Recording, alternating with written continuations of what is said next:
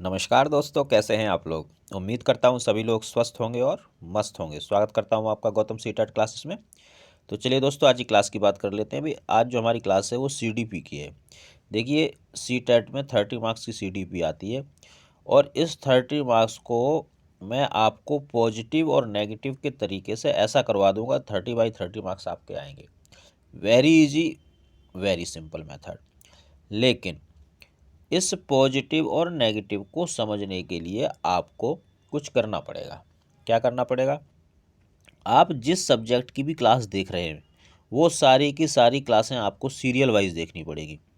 Serial wise क्यों देखनी पड़ेगी? क्योंकि मान लो किसी क्लास में मैंने एक पॉजिटिव या कोई नेगेटिव पकड़ लिया और उसको मैंने अच्छे से समझा दिया, तो मे भी अगली क्लास में मैं उसको नहीं पढ़ाऊंगा, क्योंकि मुझे लगेगा कि मैंने पहली क्लास में उसको बता दिया है। तो आप क्लासेस को सीरियल वाइज देखें और क्लास को स्किप ना करें, यानी कि वीडियो को स्किप ना करें।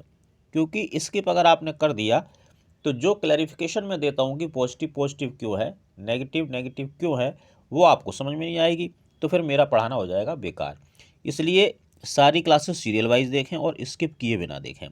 बस आपको पॉजिटिव नेगेटिव समझ में आ जाएगा और 30/30 मार्क्स आप उसमें से ला सकते हैं। चलिए आपको मैं दिखाता हूँ कि पॉजिटिव और नेगेटिव से कैसे आंसर मिलता है। जी हाँ, आज का पहला क्वेश्चन देखते हैं। और जिन बच्चों के पास पीडीएफ हो अपनी पीडीएफ निकाल लो। और भाई जो चीज़ मैं बताता हूँ थ्योरी की वर्बली जो बताता हूँ उसको आप लिख लिया करो, जो पीडीएफ आपके पास उसके ऊपर वही आपकी थ्योरी हो जाएगी। इससे ज़्यादा थ्योरी आएगी नहीं। देखो, थ्योरी के जो क्वेश्चन है वो 5 से 7 क्वेश्चन थ्योरी के आते हैं और बाकी के जो 22-23 से लेकर 25 क्वेश्चन है ये आपके सारे नेगेटिव और पॉजिटिव से सॉल्व हो जाएंगे। बाकी ये जो 5-7 क्वेश्चन है इसके लिए जो थ्योरी है, तो चैनल पर एक प्लेलिस्ट पड़ी हुई है थ्योरीज एंड थिंकर्स, आप उसको देखो, ये क्वेश्चन भी कवर हो जाएंगे। चलिए पहला क्वेश्चन स्टार्ट करते हैं। भाटिया बैटरी का प्रयोग निम्न में से किसके परीक्षण हेतु किया जाता है? देखिए, ये जो क्वेश्चन है ये थ्योरी का क्वेश्चन है। इसका आंसर डायरेक्ट निकलेगा। तो इसका डायरेक्ट जो आंसर है वो है बुद्धि। ये इंडियंस थे जो भाटिया थे, इन्होंने बुद्धि परीक्षण के लिए काम किया था। अगला क्वेश्चन देखेंगे। कोहलबर्ग के विकास का सिद्धांत निम्न में से किससे संबंधित है? देखिए, जब भी कोहलबर्ग लिखा हुआ आ जाए तो आपके दिमाग में तुरंत स्ट्राइक करना चाहिए। क्या स्ट्राइक करना चाहिए? नैतिक विकास का सिद्धांत। देखिए, जो भाषा विकास थी ये चॉम्स्की ने दी, संज्ञानात्मक विकास आपका पियाजे ने दिया और सामाजिक विकास जो था वो वाइगोस्की ने दिया, और नैतिक विकास का जो सिद्धांत था वो कोहलबर्ग ने दिया था। अगला क्वेश्चन देखेंगे। विद्यालय जीवन का मुख्य उद्देश्य क्या होना चाहिए? भाई पॉजिटिव होना चाहिए। देखिए, प्रश्न को इस तरह से पढ़ो, क्योंकि वो तो दोनों जो क्वेश्चन थे वो थ्योरी के थे, तो उसको थ्योरी की तरह पढ़ना पड़ेगा। ये आपका पैड़ा आ गया। तो ऐसे पढ़ो कि आपको ये पता कर लेना है बस कि वो पॉजिटिव पूछ रहा है या नेगेटिव पूछ रहा है। अब देखिए, इसने कहा विद्यालय जीवन का उद्देश्य क्या होना चाहिए। अब उद्देश्य जो है वो पॉजिटिव ही होगा, नेगेटिव नहीं हो सकता। तो हमें अब क्या ढूंढना? हमें पॉजिटिव वर्ड्स ढूंढने हैं। देखिए, जो पॉजिटिव वर्ड्स हैं ये ज़्यादा नहीं है, 250 या 300 वर्ड्स हैं। आप सोचोगे सर इतने कैसे याद होंगे? बड़े आराम से याद हो जाएंगे, बस प्रैक्टिस करो। जितनी ज़्यादा आप प्रैक्टिस करोगे और ऐसे ही प्रश्नों की प्रैक्टिस करो, क्योंकि सी टेट में यही आता है, फालतू की थ्योरी के चक्कर में मत पढ़ो। और दूसरे टेट की भी प्रैक्टिस मत करो, जो क्वेश्चन दूसरे और अदर्स जो स्टेट के टेट हैं उसमें आते हैं। क्यों? क्योंकि वैसे क्वेश्चन सी टेट में नहीं आते हैं। मेरे चैनल पे आपको सिर्फ और सिर्फ वो प्रश्न मिलेंगे, वो पढ़ाई मिलेगी जो आपको सी टेट में मदद करेगी सी टेट को क्लियर करने के लिए। हाँ जी, तो ये क्वेश्चन हम देखते हैं। उसने कहा कि जो स्कूली जीवन है उसका मुख्य उद्देश्य क्या होना चाहिए? पॉजिटिव होना चाहिए। पॉजिटिव ढूंढेंगे। देखिए, उच्च, नेगेटिव। समय पर पाठ्यक्रम को पूरा करना, ये पूरा ही नेगेटिव वर्ड है। बालकों को अनुशासित जीवन, अनुशासन, नेगेटिव। अब देखिए, ये तीनों तो नेगेटिव हो गए, तो आंसर तो यही बचा।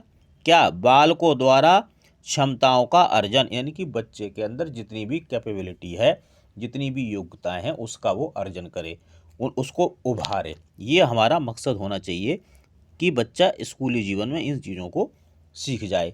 और जो अर्जन शब्द है ये पॉजिटिव भी है, तो लो पॉजिटिव मिल गया। तो ये नेगेटिव पॉजिटिव जब आप सीख जाओगे ना तो बड़ी जल्दी आंसर मिलेगा। मतलब 6 सेकंड में आप आंसर बता दोगे, जबकि आपको 60 सेकंड मिलते हैं। अब देखो कितना आसान था। ये तो चलो मैंने आपको समझाया। अगर आप पॉजिटिव नेगेटिव सीख गए तो देखो, नेगेटिव नेगेटिव नेगेटिव। अब जब ये तीनों ही नेगेटिव हो गए तो आंसर तो यही है। अच्छा, इसमें कोई पॉजिटिव वर्ड नहीं है, मैं आपको बताऊं, बस इसका फील पॉजिटिव है, तो फील से भी काम चल जाएगा। अगला क्वेश्चन देखेंगे। सम्मिलित शिक्षा की सफलता किस पर निर्भर करती है? भाई पॉजिटिव चीज़ करोगे उसी पर निर्भर करेगी, नेगेटिव पर तो निर्भर कर ही नहीं सकती। सम्मिलित शिक्षा वही समावेशी शिक्षा। तो समुदाय के सहारे पर देखो, इसमें ना तो कोई नेगेटिव वर्ड ना कोई पॉजिटिव, से होल्ड पर रखो थोड़ी देर। शिक्षण अधिगम सामग्री की उच्चतम गुणवत्ता पर, मैंने बताया उच्च शब्द नेगेटिव, TLM नेगेटिव। जो शिक्षण अधिगम सामग्री होती है ये भी नेगेटिव वर्ड है, इसको आप लिख लीजिए। पाठ्यपुस्तक नेगेटिव। पाठ्यपुस्तक क्यों नेगेटिव है? क्योंकि भाई इससे आप बाउंड हो जाते हो। शिक्षण सामग्री क्यों नेगेटिव है? क्योंकि यहाँ पे ये शिक्षण सामग्री की बात कर रहा है, ये नहीं बता रहा है कि किस तरह की शिक्षण सामग्री, इसलिए इसको मैंने बाउंड कर दिया और ये नेगेटिव ही रहेगा। देखिए जो मैंने नेगेटिव बोल दिया वो नेगेटिव रहेगा, जो पॉजिटिव बोल दिया वो पॉजिटिव रहेगा। कहाँ? CDP। CDP भी कहाँ की? CTET की। इसके अलावा और कहीं मत करना ये नेगेटिव पॉजिटिव, नहीं तो फिर गड़बड़ हो जाएगा मामला। मैं सिर्फ CTET पढ़ाता हूँ और CTET को ही क्रैक करने के सारे तरीके आपको बताता हूँ। चलिए, अब ये तो नेगेटिव हो गया प्रॉपर, ये भी नेगेटिव हो गया प्रॉपर। तो दूसरा और तीसरा तो हमने छोड़ दिया, अब बचा पहला और चौथा, अध्यापकों में अभिवृत्त्यात्मक परिवर्तन पर, समुदाय के सहारे पर। देखो, समुदाय बच्चों को नहीं पढ़ाता है, पहली बात। कौन पढ़ाता है? टीचर पढ़ाता है। उसके में जब परिवर्तन आएगा, उसका जो एटीट्यूड है वो जब बदलेगा, तो जो क्या कहते हैं, सम्मिलित शिक्षा यानी कि समावेशी शिक्षा। समावेशी शिक्षा में क्या होता है कि नॉर्मल बच्चा और डिसेबल बच्चा दोनों साथ साथ पढ़ते हैं।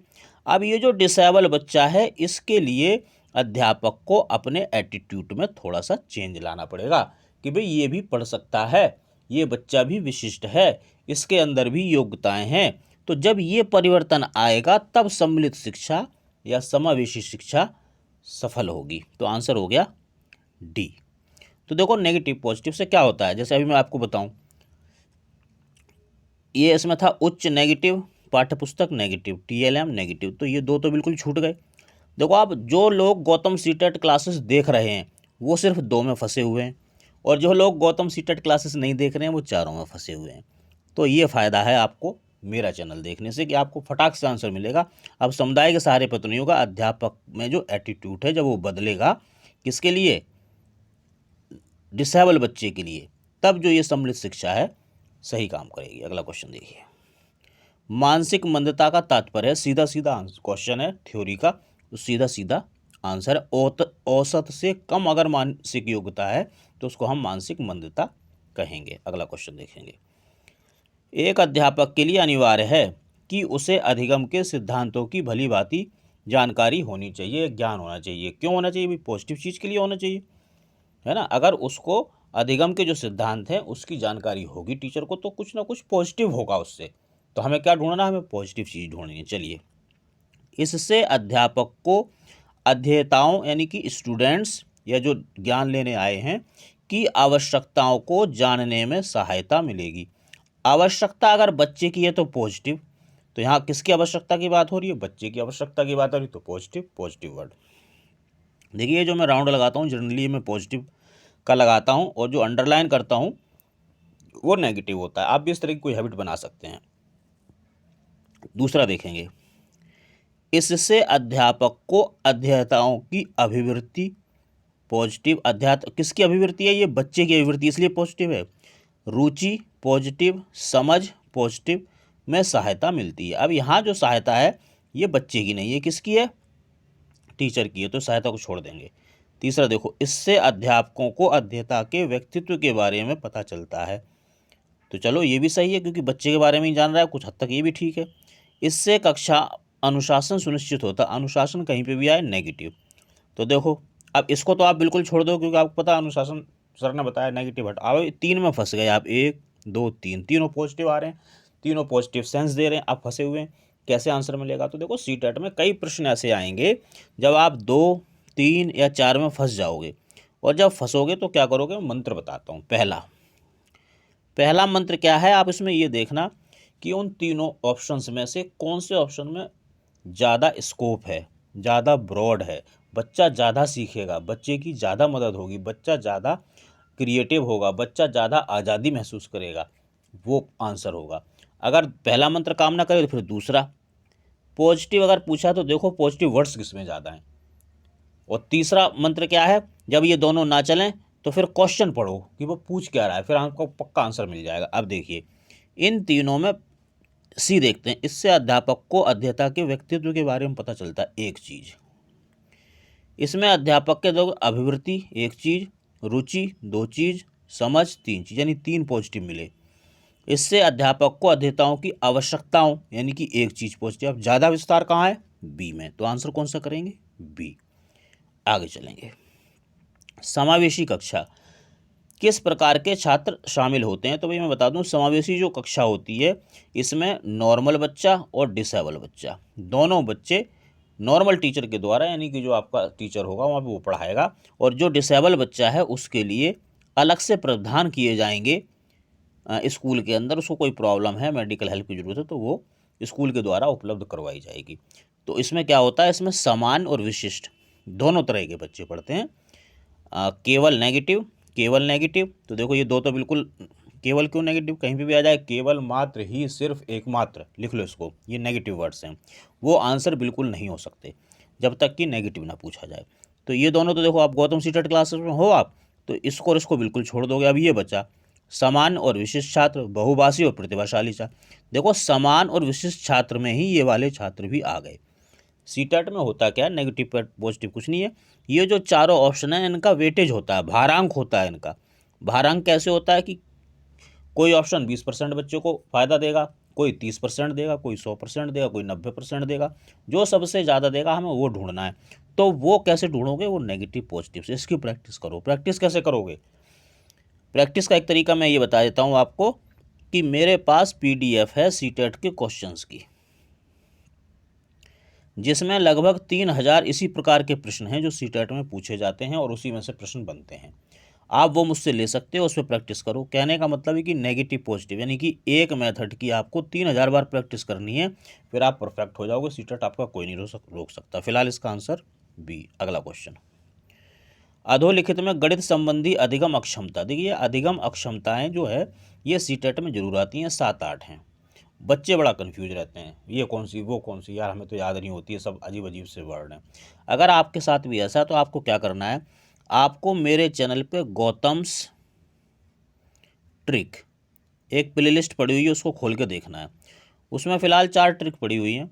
अगर आपने ये 4 ट्रिक पढ़ ली तो आप समझ लेना कि थ्योरी का सीटेट का 1/2 यानी कि आधा जो पोर्शन है वो कवर आपका हो गया। बुद्धि से रिलेटेड, लर्निंग डिसेबिलिटी, कौन कहाँ के मनोवैज्ञानिक थे, किसने क्या प्रयोग किया, किसने बिल्ली पे, किसने चूहे, सब कुछ उसमें पड़ा हुआ है। एक बार आप देख लेना, आपको ज़िंदगी भर के लिए याद हो जाएगा। फिलहाल यहाँ की बात कर लेते हैं। गणित संबंधी अधिगम जो अक्षमता होती है उसको, उसमें क्या होता है, उसमें गणना दोष होता है। बाकी डिटेल में आप यहाँ जाना, यानी कि गौतम ट्रिक में जाना और उसको देखना। आप बहुत बढ़िया बेहतरीन ट्रिक है, आपको ज़िंदगी भर के लिए याद हो जाएगी। अगला क्वेश्चन, समावेशीकरण की सफलता किस पर निर्भर करती है? वही समावेशी शिक्षा की बात आ गई। क्षमता निर्माण का अभाव। देखो इसमें ना तो कुछ नेगेटिव समझ आ रहा ना पॉजिटिव, इसको होल्ड पर डाल दो। अभिभावकों की भागीदारी का ना होना। देखो अभिभावक वैसे भी नेगेटिव वर्ड है। क्यों नेगेटिव वर्ड है? कि जो बच्चा है हमारा, नहीं सॉरी, जो सीटेट है, सीटेट का जो सिलेबस है वो पूरे का पूरा हमारे बच्चे को आसपास घूमता है। जो बच्चा हमारे स्कूल में आता है उसका जो स्कूली जीवन बच्चे का, उस सीटेट का सारा सिलेबस इसी पर डिपेंड करता है। तो स्कूली जीवन में अभिभावक का ज़्यादा योगदान नहीं होता, बस PTM वगैरह अटेंड करते हैं, यानी कि 10% ही मान के चलो। तो इसलिए अभिभावक को मैंने नेगेटिव किया हुआ है। अगर अभिभावक आए तो आप नेगेटिव मान के चलें। अलगाव, ये शब्द है अलग, अलग शब्द नेगेटिव है। अब देखो ये दो तो बिल्कुल हट गए। अब बचा क्षमता निर्माण और संवेदनशीलता। तो देखो मैं दोबारा से बता रहा हूँ कि जब हम समावेशीकरण की बात करते हैं तो इसमें डिसेबल बच्चा भी है, और उस डिसेबल बच्चे के प्रति आपको थोड़ा संवेदनशील होना पड़ेगा। कैसे? कि भाई इस बच्चे में भी योग्यता है, ये बच्चा भी सीख सकता है, ये भी समाज का निर्माण कर सकता है। जब ऐसी संवेदनशीलता आएगी तो आप इस बच्चे के प्रति, जो कि डिसेबल है, नॉर्मल की तरह व्यवहार करने लगेंगे और उसे सीखने के लिए प्रेरित करेंगे। इसलिए संवेदनशीलता जरूरी है। देखिए इससे ऐसा नहीं है कि अगर आप ये संवेदनशीलता करोगे तो सिर्फ डिसेबल बच्चे को फ़ायदा होगा, नॉर्मल बच्चे को भी बहुत फ़ायदा होगा इससे। जैसे आपको मैं एक एग्जाम्पल बताता हूँ। देखो दिल्ली में DTC जो बसें थी वो अब लो फ्लोर बसें हो गई हैं। लो फ्लोर बसें जो आई हैं किस उद्देश्य से आई हैं कि भाई जो लोग विकलांग हैं उनको बस में चढ़ने में दिक्कत ना हो। लेकिन अब आप देखिए इस लो फ्लोर की वजह से सिर्फ डिसेबल लोगों को नहीं, नॉर्मल लोग जो हैं, जो हमारी महिलाएं हैं, है ना, जो वुमेन्स हैं, जो गर्ल्स हैं, इनको बड़ी सुविधा हो गई है। पहले मैंने खूब देखा था डीटीसी बस में महिलाएं चढ़ नहीं पाती थी। अब भाई उनकी पोशाक भी इस तरह की होती है, कई बार दिक्कत आ जाती है। तो हम किसके प्रति संवेदनशील हुए? इस व्यक्ति के प्रति जो डिसेबल था, लेकिन इससे फ़ायदा सबको हुआ। तो इसलिए संवेदनशीलता जरूरी है समावेशीकरण के लिए। D answer. अगला क्वेश्चन देखेंगे। जब बच्चे प्राप्त की गई सूचनाओं की व्याख्या करने के लिए अपने अनुभवों के आधार पर सोचते हैं तो उसे क्या कहा जाएगा? पॉजिटिव चीज़ होगी क्योंकि बच्चा कर रहा है। तो भाई पॉजिटिव देखो कौन सा? अमूर्त नेगेटिव, प्रतिक्रियावादी सोच, ना नेगेटिव ना पॉजिटिव, होल्ड। तो ये तो दोनों खत्म। ये तभी खत्म कर पाओगे आप जब आप गौतम सीटेट क्लासेस पर आओगे। अब देखो सृजनात्मक सोच और मूर्त सोच, इन दोनों में ज़्यादा पॉजिटिव कौन सा, ये देखा जाए तो ज़्यादा पॉजिटिव है सृजनात्मक, क्योंकि इसमें बच्चा अलग अलग तरह से सोचता है और उसकी व्याख्या करता है। जबकि जो मूर्त सोच है ये एक तरफा हो जाती है। तो आंसर आपका हो जाएगा ए। तो मित्रों क्लास छोटी सी थी, उम्मीद करता हूँ आपको पसंद आई होगी। कमेंट करके ज़रूर बताएं, चैनल को सब्सक्राइब करें और नोटिफिकेशन बेल को जरूर ऑन कर दें ताकि आपको पता चले कि भी क्लास आ गई है, क्लास देखनी है। शेयर कीजिए और बच्चों का भी भला होगा। और बाकी ये जो मेरा नंबर है, इस नंबर पर आप मुझसे कांटेक्ट कर सकते हैं। सीटेट से रिगार्डिंग आपकी कोई भी दिक्कत है, नोट्स चाहिए, पीडीएफ चाहिए, हर तरह से आपकी मदद करूंगा। बस आपका सीटेट क्लियर करवाना है मुझे। तो मिलेंगे दोस्तों अगली क्लास में, तब तक आप लोग मेहनत करते रहिए, स्वस्थ रहिए और मस्त रहिए।